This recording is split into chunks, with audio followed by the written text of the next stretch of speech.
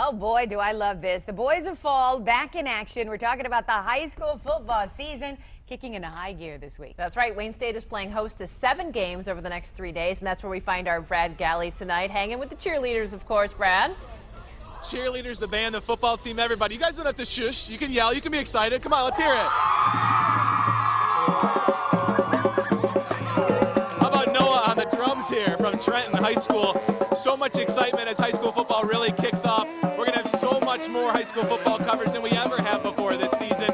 What we're going to show you as the players take the field next. There is one player in Garden City who is a kicker right now. She's special, not just because she's a girl kicking on a high school football team, but because she's getting help from a Detroit Lion. Our Casey Hollins has that story. I only had to spend a few minutes with sophomore Alex Sherlock to know she's not searching for the spotlight. She just wants to kick a ball around. Most people say I do it for attention and like just to get with all the guys, but that's not it. That had nothing to do with it. I always have a soccer ball at my feet, so football kind of just made it easier.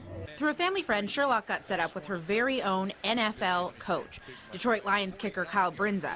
He says she's the real deal. Just actually a couple weeks ago, she made a 45-yarder with the team, so I was pretty proud to hear that. Her coach, Scott Murray, says when the pads are on, the ponytail hanging out of her helmet goes pretty well unnoticed. We don't even think of her as a girl, honestly. She's just a competitor. She's a great kid, great competitor, great person.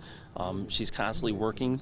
She's like one of the guys. They joke around, but I feel like they like me and like they accept me. And when I asked her about female freshmen following her lead, she answered true to form. Well, they can't take my spot, but I'd help them out, yeah.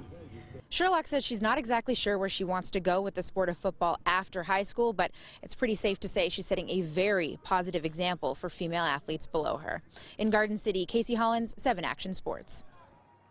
Yeah, no doubt about that, Casey. Thank you so much. 7 in the Zone, our high school football coverage this year, bringing to you bigger and better high school football highlights, the cheerleaders, the bands, everything that goes into high school football. We are bringing it to you on Friday nights. And yes, tonight is the kickoff to everything, but tomorrow night, our first Leo's high school game of the week.